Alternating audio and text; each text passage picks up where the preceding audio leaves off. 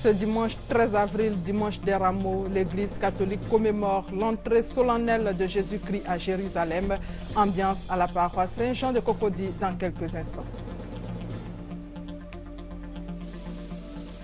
Environ 2 milliards de francs CFA pour la conservation du parc national de Taï sont octroyés à l'Office ivoirien des parcs et réserves par la Fondation pour les parcs et réserves de Côte d'Ivoire.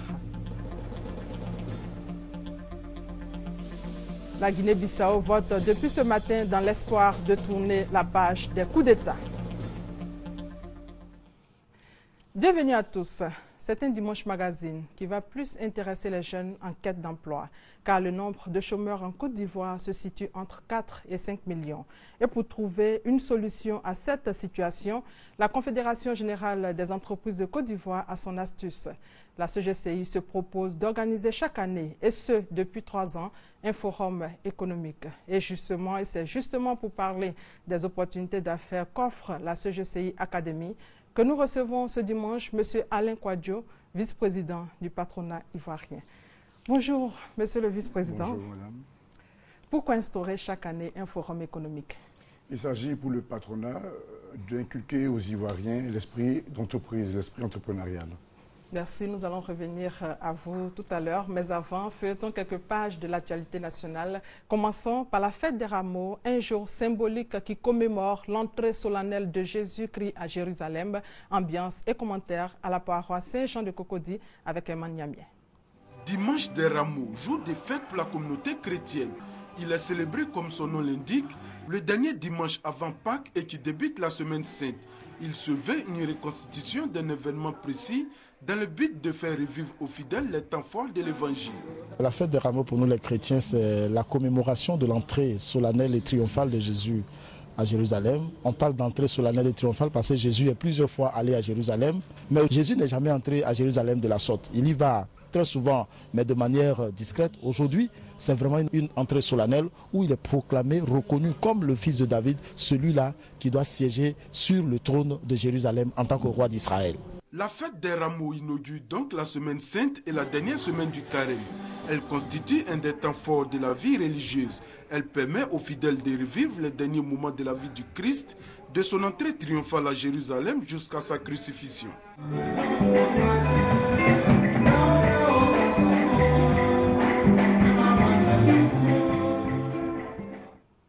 La fête des Rameaux ouvre donc la Semaine Sainte, événement célébré par l'Église catholique qui, à Korogo, dans la région de Poro, vient d'abriter le premier synode diocésain couplé de la célébration du 16e anniversaire du sanctuaire marial de Napié, 11 ans après l'implantation justement de l'Église catholique en pays Sénoufo. Cérémonie placée sous le parrainage de Monseigneur Alexis Touabli, président de la conférence épiscopale de Côte d'Ivoire. On fait le point avec Brahima Doumbia. Korogo, capitale de la région du Poro, désormais cité de la vie. Ainsi en a décidé le président de la conférence épiscopale de Côte d'Ivoire, Monseigneur Alexis Touabli Youlou, évêque d'Aboville. Dans son homélie à la cathédrale Saint-Jean-Baptiste, se basant sur le livre saint, l'homme de Dieu a demandé au peuple sénoufo de se mettre ensemble sur le chemin de la vérité. C'est le sens de ce premier synode diocésain, 110 ans après l'implantation de l'Église catholique en pays sénoufo. Fait marquant au cours de ce synode, la reconnaissance officielle de la communauté catholique des enfants de Padre Pio. Depuis 8 ans, les évêques ont demandé, ont souhaité que les communautés nouvelles que nous avons en Côte d'Ivoire puissent s'attacher à un évêque. Les enfants de Padre Pio sont reconnus par le diocèse de Korogo et par l'archevêque de Korogo. Ça, c'est la première étape. Et puis plus tard, dans 1 ou 2 ans, ce sera donc la reconnaissance au niveau national. L'Église doit se renouveler en permanence. Les groupes comme la communauté des enfants de Padre Pio, qui est une communauté nouvelle, va certainement contribuer au renouveau et à l'évangélisation. Cette cérémonie qui réunit tous les fidèles catholiques aujourd'hui à Napié est la consécration du sacrifice que nous faisons pour le Seigneur en ce mois de carême. Une imposante statue de la Vierge Marie, tout de blanc vêtu, tenant dans ses bras son fils unique, Jésus-Christ de Nazareth. un sanctuaire marial créé depuis 1998 où de nombreux fidèles se sont prosternés. Rendez-vous le 31 mai prochain pour la célébration officielle du 16e anniversaire du sanctuaire marial de Napié à 20 km de Korogo. Et ce culte spécial d'adoration dédié à la réconciliation, culte organisé par le ministère international de prière pour la Fondation et la Destinée, le bishop Charles Kofi Niamé exhorte les fidèles chrétiens à œuvrer pour la paix en Côte d'Ivoire. Konaté Moussa et Francois Dio pour plus de détails. Une prière de louange et d'adoration à l'Église ministère international de prière pour la Fondation et la Destinée. Le bishop Charles Kofi Niamé, fondateur de cette église, invite ses fidèles à avoir la foi en Dieu, seul moyen pour obtenir le pardon divin et vivre dans la paix et la stabilité. Il y a la voie du mal et il y a la voie du bien. Et donc le message que je peux apporter au peuple ivoirien, c'est de les exhorter à quitter le mal, à s'éloigner du mal, à emprunter la voie de la vérité. Et donc partout où tu es, partout où tu te trouves, il s'agit de ta destinée, il s'agit de ta réussite. Lève-toi, viens à la fondation de la destinée, c'est la maison des miracles. Jésus opère des miracles. Jésus au travers de moi va briser toute difficulté, toute amertume, toute angoisse que tu vis afin que tu puisses entrer en possession de ta bénédiction. À cette occasion, une prière de délivrance et de guérison en faveur des fidèles. L'Église ministère international de prière pour la Fondation de la Destinée organise des programmes de prière tous les jours de la semaine. Les mercredis sont consacrés à des prières dédiées à la paix et à la réconciliation. Et à l'occasion du jeûne chrétien, le maire de Yopougon a fait un don de kit à la communauté chrétienne catholique de la commune. 26 kits d'une valeur de 2 millions de francs CFA. On reste encore avec Franck Wadio. Ces cartons contiennent chacun de l'hostie, des sièges, de l'encens, du charbon, plusieurs litres de vin de messe. Et ce sont 26 kits de ce type qu'a reçu la communauté chrétienne catholique de Yopougon des mains de Doucouré Mustapha. Remise symbolique donc d'un kit à l'autorité religieuse qui a remercié pour ce geste porteur de sens en cette période de pénitence, carême chrétien oblige. Monseigneur Lesoutier a aussi fait des bénédictions pour l'ensemble de la communauté nationale chrétienne qu'il a appelée à l'union dans la foi et à une meilleure implication au service de la société. Le maire de Yopougon, Gilbert Konekafana, veut se donner les moyens de réussir sa mission à la tête de la commune de Yopougon. Il a entrepris à cet effet un vaste chantier de reconstruction des bâtiments qui ont subi des affres de la crise post-électorale. Un budget d'environ 1,5 milliard de francs CFA a été dégagé pour permettre aux agents de travailler dans un cadre adéquat. À l'occasion de la visite des travaux, le premier magistrat de la commune de Yopougon affiche ses ambitions dans ce reportage de Serge Kolia. Les anciens locaux de la mairie centrale de Yopougon, totalement délabrés et défigurés par la crise post-électorale en Côte d'Ivoire, sont désormais un vieux et lointain souvenir. Le site de la mairie est en chantier. En ce moment même, les équipes techniques s'attellent à sortir de terre des bâtiments flambant neufs à la dimension des ambitions du maire Gilbert Konekafana pour ses administrés. Compte tenu de l'immensité des tâches, la difficulté à réhabiliter cet édifice, nous avons dû nous résoudre à le démolir. Et les constructions qui vont sortir ici, c'est du jamais vu. Un peu plus d'1,5 milliard de francs CFA ont été dégagés pour donner fière allure au bâtiment administratif de l'une des plus grandes communes d'Abidjan. Ingénieur des travaux publics de formation, le premier magistrat de la commune veille personnellement à la bonne marche des travaux. C'est un vaste chantier. Il s'étend aux mairies annexes des sous-quartiers Toit-Rouge, Niangon, Sidessi et les locaux de la recette municipale qui seront réhabilités. D'ici peu, le conseil municipal travaillera dans un cadre propice pour dérouler les grands projets du maire de Yopougon. Nous venons de bénéficier d'un don du chef de l'État de 7 milliards qui va nous permettre d'aménager l'essentiel des rues de la zone industrielle, mais également des quartiers Andokwa et Selmer. En dehors de cela, nous allons, dans les prochains mois, engager la construction du plus grand marché d'Abidjan, c'est-à-dire le plus grand marché de Côte d'Ivoire. Les nouveaux locaux de la mairie de Yopougon comprendront entre autres le cabinet du maire, les services d'état civil, la salle de mariage et bien d'autres services stratégiques. Ils seront livrés d'ici à 4 mois.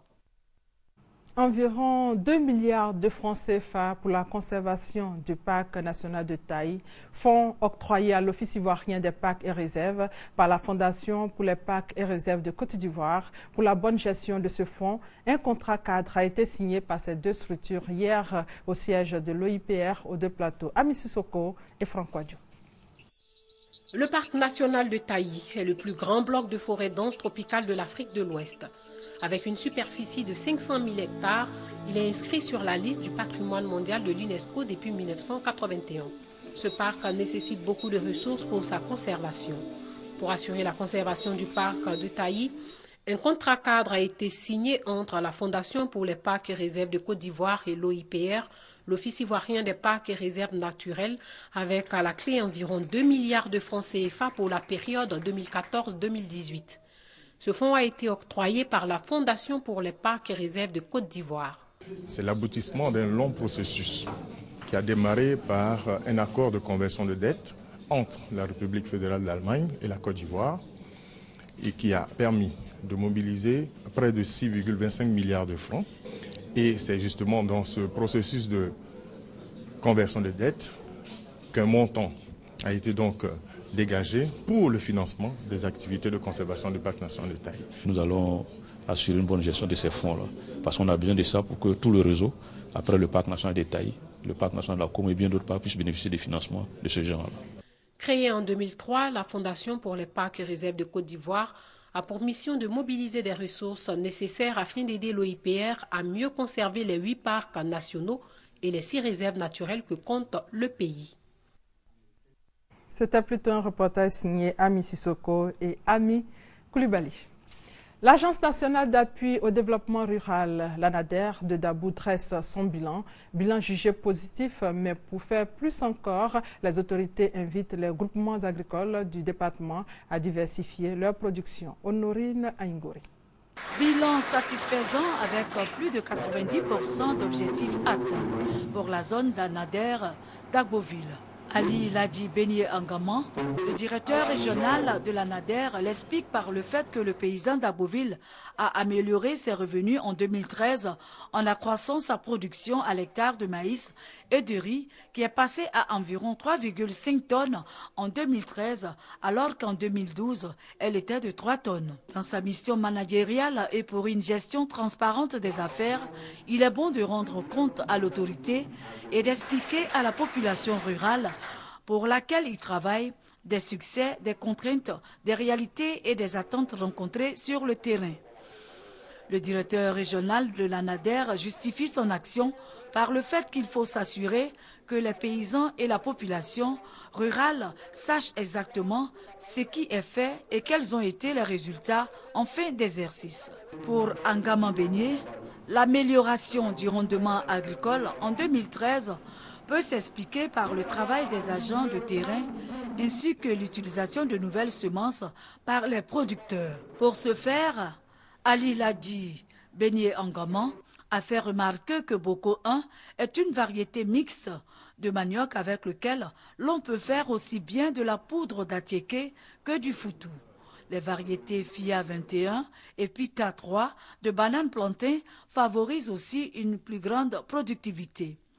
Eli Abion Yao, secrétaire général de la préfecture d'Agboville, a salué l'initiative de l'ANADER de présenter son bilan et l'a félicité pour son assistance aux producteurs agricoles locaux. Dans le domaine de l'EVA, l'interprofession bientôt mise en place, le président des producteurs est en ce moment en tournée pour expliquer le bien fondé du projet dans les zones de production. Ici, l'étape de Sangon avec Serge Collier. Comme à Boisseau et à Bounois, où ils étaient la veille, les dirigeants des organisations des producteurs d'EVA sont allés au contact des planteurs du secteur évéicole d'Anguédédou à Sangon. Il s'agissait pour eux d'inviter les évéaculteurs de la zone à s'approprier le projet de mise en place de l'interprofession afin que désormais les planteurs de Côte d'Ivoire parlent d'une même voix. Je veux dire aux planteurs qu'à partir de maintenant, il y aura un seul collège au niveau des producteurs. Donc ça ne sert à rien qu'on fasse des fausses petites querelles pour perdre du temps. Parce qu'on est condamné à être ensemble. On est tous des producteurs, on est condamnés à vivre ensemble. C'est ensemble qu'on va trouver des solutions à nos difficultés et c'est ensemble qu'on va grandir. La mise en place de l'interprofession est avancée.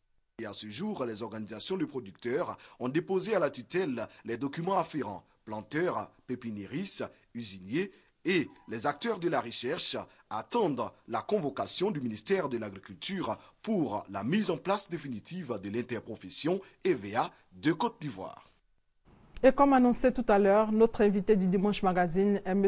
Alain Kouadio, vice-président du patronat ivoirien. Avec lui, nous allons parler des opportunités d'affaires qu'offre la CGCI Academy. La 3e édition de ce forum aura lieu les 24 et 25 avril prochains au Sofitel Hôtel Ivoire. Et peut-être parmi les participants à ce grand rendez-vous des assureurs, ils s'engagent déjà à servir au mieux les populations. Devant les nombreuses plaintes des populations face à des sinistres non réglés, les assureurs ont décidé de rectifier le tir. Le point de leur conférence de presse avec Hamza Diaby. Le rapport assureur-population, une relation pas toujours au beau fixe. Et pour cause, les assurés ne sont pas satisfaits à tous les coups en ce qui concerne le règlement des sinistres. Quelques maisons sont à pointer du doigt. Chacun a sa manière de travailler. Donc je ne peux pas dire que tous les assurés sont zéro, quoi. Ils ne sont pas zéro. Ça dépend des assureurs. Pour l'association des assureurs de Côte d'Ivoire, il existe effectivement des mauvais assureurs. Elle continue la sensibilisation, quitte à la tutelle de sanctionner. Nous faisons de la sensibilisation, mais c'est la direction des assurances et la CIMA qui ont le pouvoir de coercition. C'est eux qui contrôlent les sociétés d'assurance, c'est eux qui savent les sociétés qui ne se portent pas bien, c'est eux qui peuvent donner les avertissements, les blâmes, et aller jusqu'au retrait de l'agrément. Pour la ZACI, l'assurance joue un rôle très important dans une société. C'est nous qui mobilisons l'épargne, que nous mettons à la disposition de l'économie pour faire les investissements à long terme, notamment au niveau de l'assurance vie. Les populations gagneraient également à s'assurer pour protéger leurs biens, pour protéger leurs personnes, pour protéger leurs familles, mais surtout pour préparer l'avenir au titre de l'assurance vie. Il s'agit d'épargner petit en ce moment pour pouvoir gagner gros au moment où on part à la retraite. Aujourd'hui, les assureurs représentent environ 507 milliards d'actifs gérés, un poids lourd dans l'économie d'une nation. Les jeunes Djimini Djamala de Dabakala, résidents à Yamoussoukro, veulent s'impliquer dans le développement de leur localité. Cette volonté, les jeunes l'ont exprimée lors du 2e anniversaire de leur amicale, en présence de plusieurs cadres de Dabakala. Reportage, Brema Doumbia, commentaire, Ouattara Amadou Walter. Pari réussi pour l'amicale des jeunes Djimini Djamala de Yamoussoukro, celui d'avoir réuni autour d'une même table les filles et fils de la région du Hambol afin de parler de développement. Occasion de se connaître et de s'entraider. Koulibaly Siaka, président de l'amicale des jeunes Djimini Djamala de Yamoussoukro, a remercié tous ceux qui ont honoré de leur présence cette cérémonie. Pour lui, l'union de ses filles et de ses fils constitue le socle du développement du Hambol et cela ne peut se faire sans l'adhésion de tous. Pour le président de l'amicale, l'alliance permet d'éviter les conflits et contribue au développement d'un pays. Il faut donc le promouvoir afin que chaque peuple connaisse ses alliés. C'est ensemble qu'on peut faire l'émergence. Donc je souhaite que vraiment, à travers la manifestation qui vient de se dérouler, que le message sera bien perçu pour que Dabakala vraiment émerge à l'horizon 2020 à travers nos autorités et nos cadres. Les cadres du Hambol et les alliés de Djimini Djamala ont salué l'initiative de l'AJDD. Il faut que nous tous nous travaillions à ce que la paix s'installe définitivement. C'est ensemble que nous serons forts pour engager notre département sur le chemin donc de développement. Les jeunes de Yamoussoukro ont pris cette initiative heureuse que nous allons accompagner. Nous nous inscrivons dans ce cadre-là de la réconciliation, du rassemblement, pour prendre des initiatives pour impulser le développement de notre région. L'amicale des jeunes Djimini Djamala de Yamoussoukro a été créée en octobre 2004 et compte à ce jour plus de 300 membres. Un mot de culture avec l'ouverture officielle de la première édition de la foire industrielle et commerciale d'Abidjan, FICA. Plus de 300 exposants y prennent part, 3000 visiteurs sont attendus et c'est à l'espace Figayo à Yopougon, nous dit Ami Sissoko et Victorine Yaoyoboué. Libation pour impliquer les mânes des ancêtres à la réussite de la première édition de la foire industrielle et commerciale d'Abidjan, FICA. Initiée par la Fédération nationale des commerçants de Côte d'Ivoire, la FICA a pour objectif de faire la promotion des produits ivoiriens. Figayo était organisé par nos amis de la presse. Et il y a une dizaine d'années que cette foire n'est pas organisée compte tenu de la crise. Et nous voulons ressusciter Figayo, mais en changeant d'appellation. C'est en même temps une foire gastronomique. Il y a beaucoup de produits qui sont consommés en Côte d'Ivoire, mais les consommateurs ignorent souvent que ces produits sont des produits purement ivoiriens. Plus de 300 exposants de toutes les filières industrielles et commerciales de la Côte d'Ivoire et de l'Afrique de l'Ouest prennent part à cette foire. Je pense que c'est une belle occasion pour permettre aux sociétés et aux entreprises de promouvoir leurs produits, de faire connaître leurs produits. Je viens du Ghana, exposer Ghana produits. Chemises, femmes, robes, pain. 30 000 visiteurs sont attendus. La FICA est une plateforme idéale tant pour les entreprises en quête de rentabilité que pour les commerçants. La foire industrielle et commerciale d'Abidjan se déroulera du 12 au 21 avril à l'espace Figayo de Yopougon. Ce dimanche 13 avril 2014, la communauté rwandaise de Côte d'Ivoire a commémoré le génocide de 1994 contre les Tutsis au Rwanda. L'occasion pour elle d'honorer la mémoire des disparus et de rappeler la nécessité de préserver la dignité humaine en tout temps et en tout lieu. Hugues Eveblé.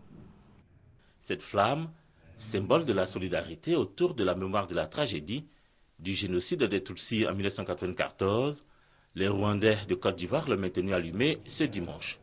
Réunis dans la commune de Cocody, ils ont rendu hommage aux victimes et soutenu les rescapés du génocide.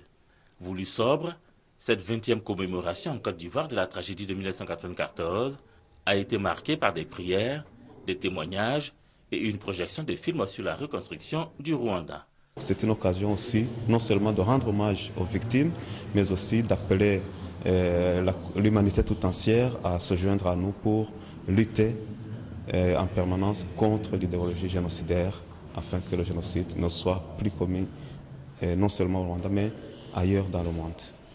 Pour la communauté rwandaise de Côte d'Ivoire, cette 20e commémoration est l'occasion de s'unir au peuple ivoirien, de l'encourager à demeurer sur la voie de la réconciliation résolument amorcée. Je dirais que ce n'est pas facile. La réconciliation ne se décrète pas d'un jour au lendemain, c'est un travail de longue haleine.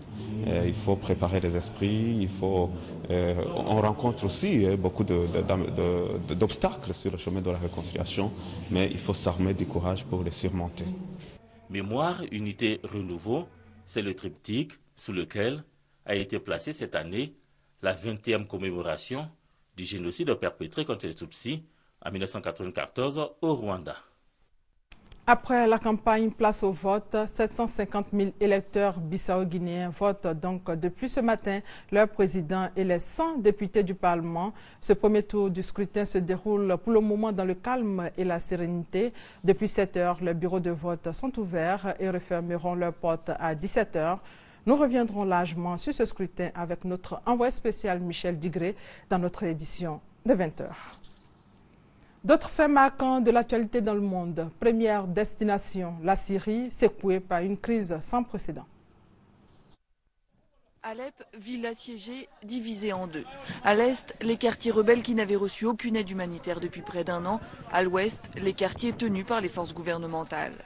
Grâce à un cessez-le-feu temporaire, le Croissant Rouge syrien et le Haut Commissariat pour les réfugiés ont pu traverser la ville cette semaine. Nourriture, couverture, produits médicaux et ustensiles de cuisine ont été transportés sur des chariots poussés à travers la ville dévastée, car le point de passage entre Est et Ouest est trop étroit pour laisser passer les voitures. À leur retour, les équipes ont décrit un manque aigu de nourriture, d'eau et de médicaments. Les recherches se poursuivent dans le sud de l'océan Indien pour retrouver l'épave du Boeing 777 de la Malaysia Airlines. 4 signaux ont été repérés qui pourraient venir des boîtes noires de l'avion. Vendredi, le Premier ministre australien se déclarait confiant à ce sujet. Cette information a permis aux équipes de rétrécir la zone de recherche. La course contre la montre se poursuit. Les signaux émis par les boîtes noires sont en train de faiblir, peu de temps avant leur extinction complète. Expulsion musclée au Brésil. Des milliers de personnes qui avaient commencé à construire une favela non loin du stade Maracanã, à Rio, ont été réveillées vendredi à l'aube par 1650 policiers. Ces derniers annonçaient par haut-parleur un plan de relogement dans des abris municipaux, mais la colère a vite gagné une partie des habitants, désespérés par de précédentes promesses non tenues. Aux jets de pierre et de bouteilles, les forces de l'ordre ont répondu par des gaz lacrymogènes et des balles en caoutchouc. Une vingtaine de personnes, dont 12 policiers et 3 enfants, ont été blessés. Les 2 journalistes américains qui ont publié les documents révélés par Edward Snowden sont rentrés aux États-Unis. C'est la première fois qu'ils retournent dans leur pays depuis leurs articles sur les programmes de surveillance américains. Ils craignaient d'être arrêtés à leur arrivée. Glenn Greenwald et Laura Poitras sont revenus à New York pour y recevoir le George Polk Award, un prix récompensant leur travail journalistique dans cette affaire. Lors de la cérémonie, Glenn Greenwald a rendu hommage au travail effectué par Snowden et a annoncé de nouvelles révélations à venir qui, selon lui, auront plus d'impact encore.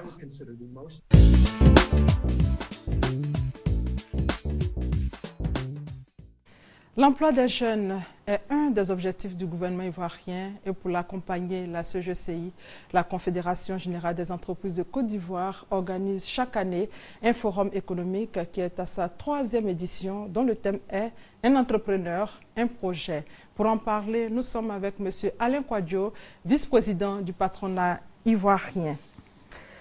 Monsieur le vice-président, vous avez décidé d'organiser la 3e édition du Forum économique CGCI Académie. Quelles sont vos attentes?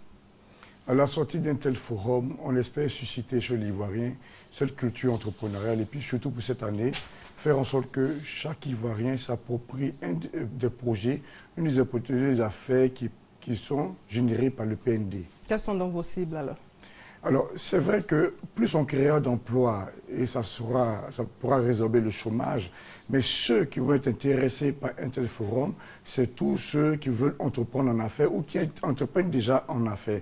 Puisqu'on va présenter une centaine de projets dont les Ivoiriens peuvent se saisir pour pouvoir développer des entreprises. Pouvez-vous revenir sur les recommandations des 2 premières éditions et leur mise en œuvre? La première édition a porté sur la problématique de financement. Une des recommandations fortes a été de dire trouvons des mécanismes innovants de financement de l'économie ivoirienne. Et ça a été fait aujourd'hui.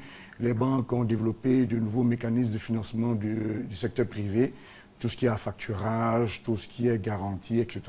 La 2e édition a porté sur l'esprit même d'entreprendre. Et cette 2e édition a suscité la culture entrepreneuriale chez certains. On a eu beaucoup de témoignages de personnes qui ont créé des entreprises. Pour vous donner un chiffre, 2000 entreprises créées selon le CPC en 2012, 2500 toujours selon le CPC en 2013, soit un 20% d'augmentation d'entreprises créées, ne serait-ce qu'au guichet unique. Le bilan des 2 éditions est donc jugé positif. Quelles sont les satisfactions que vous retenez après ces 2 éditions? Quelles sont vos satisfactions? Alors, le nombre sans cesse croissant de participants. La première édition, c'était 700 participants. En 2e édition, on était à plus de 2000 participants. 3e édition, on espère qu'on le sera au-delà des 2000 participants. La deuxième chose, c'est que quand vous faites un forum, les recommandations doivent être mises en œuvre. Aujourd'hui, on est très content parce que les recommandations que nous faisons au cours de ce forum sont mises en œuvre. Monsieur le vice-président, que faut-il pour être bon entrepreneur? Notre reporter Emmanuel Niamien fait le tour de la question dans cet élément qu'il nous propose. Suivons ensemble. Créer mon entreprise, monter ma boîte, me mettre à mon compte. Des expressions fréquemment formulées par les jeunes Ivoiriens. Mais cette seule volonté ne suffit pas pour être propriétaire d'une entreprise. Se lancer dans la création d'une entreprise est une lourde décision impliquant un investissement personnel très important du créateur qui monopolisera son temps et son énergie pendant une longue période. La réussite de la création d'une entreprise, bien qu'elle soit très souvent liée à des compétences techniques propres à l'activité développée, impose également au créateur de maîtriser des qualités humaines indispensables. Même s'il n'y a pas de profil type créateur d'entreprise, comme le prouve la grande diversité des personnalités du monde des entrepreneurs, il apparaît que certains traits de caractère prédominent chez ceux qui ont réussi. Avant d'entrer dans l'aventure de la création, le porteur du projet doit donc s'assurer qu'il les possède ou au moins qu'il saura les acquérir et les développer. En premier lieu, un chef d'entreprise doit être doté d'un esprit volontaire et faire preuve de dynamisme. Le monde des affaires est dur et il faut savoir éviter les écueils et surmonter les difficultés, bien souvent jouer des coudes. Une autre question tout aussi importante est le financement des projets. En Côte d'Ivoire, le réel problème que rencontrent les jeunes porteurs de projets est le financement. La plupart des structures bancaires ne soutiennent pas les projets et les structures mises en place par l'État ne sont pas de taille à supporter tous les projets. De nouvelles politiques doivent donc être développées afin d'encourager l'entrepreneuriat jeune en Côte d'Ivoire. Une question, Monsieur le Vice-président, après cet élément qui vient de passer, ne devient pas entrepreneur qu'il veut? Alors, il faut dire, et c'est ce que l'élément disait, il n'y a pas de profil type d'entrepreneur.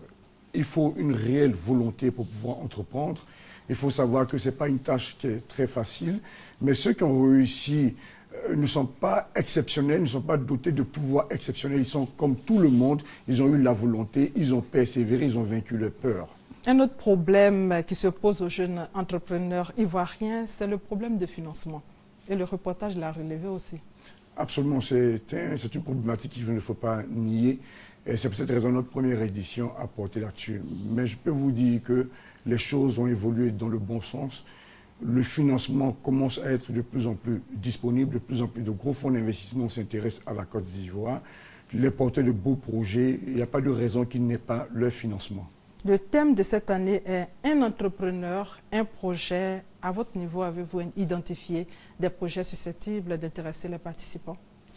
Alors, on est allé sur une théorie très très simple. On a pris tous les projets d'infrastructure du programme national de gouvernement. Et à chaque fois qu'une infrastructure est créée, cela génère des opportunités d'affaires. On fait l'inventaire de ces opportunités d'affaires.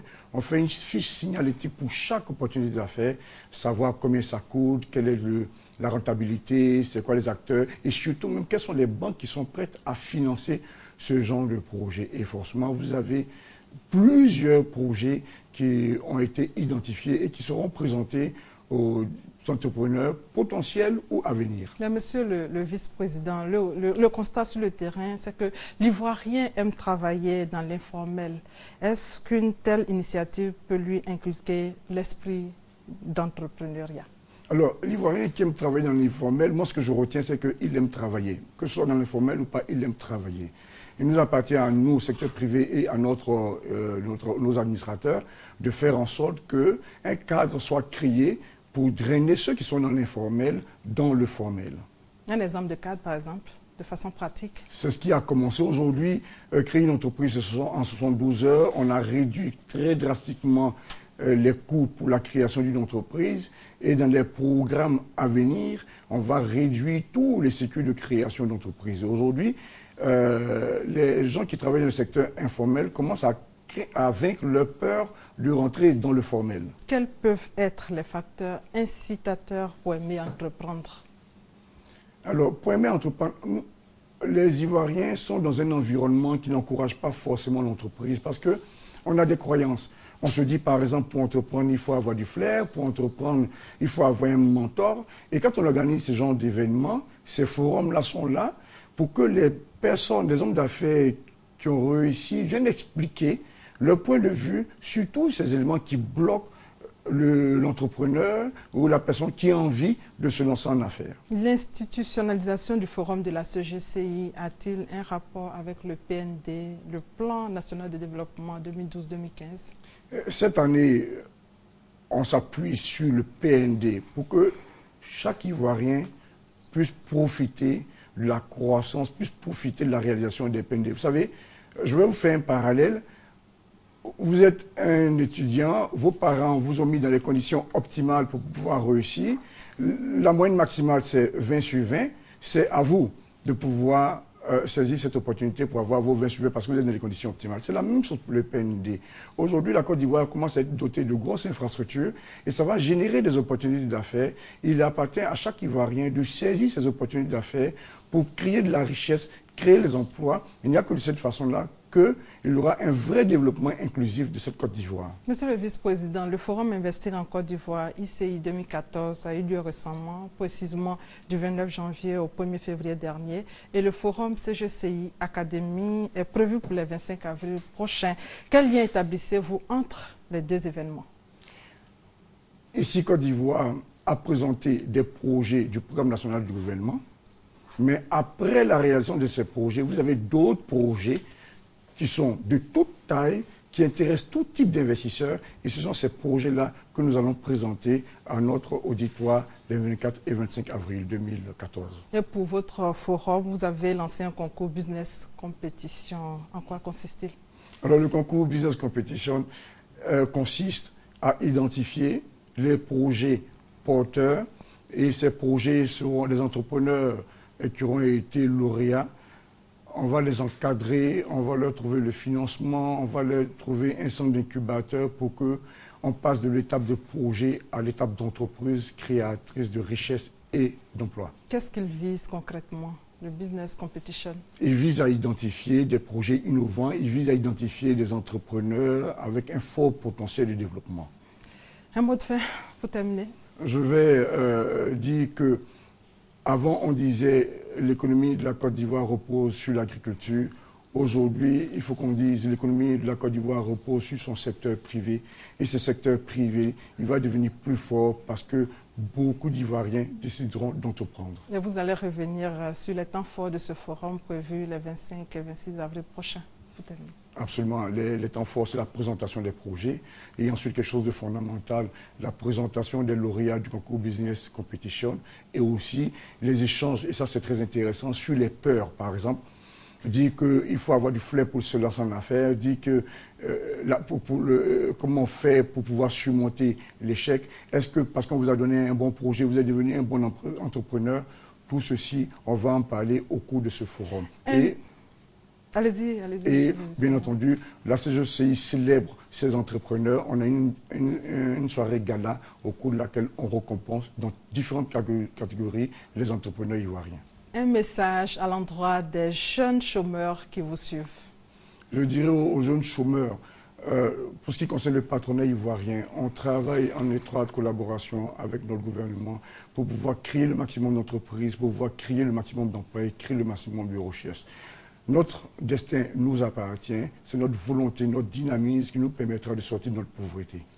Merci, Monsieur Alain Kouadio. Je rappelle que vous êtes le vice-président du patronat ivoirien et avec vous, nous avons parlé des opportunités d'affaires qu'offre le Forum économique CGCI Académie qui s'ouvre le 25 avril prochain au Sofitel Hôtel Ivoire. Et c'est la fin de ce 13h. Merci de votre fidélité.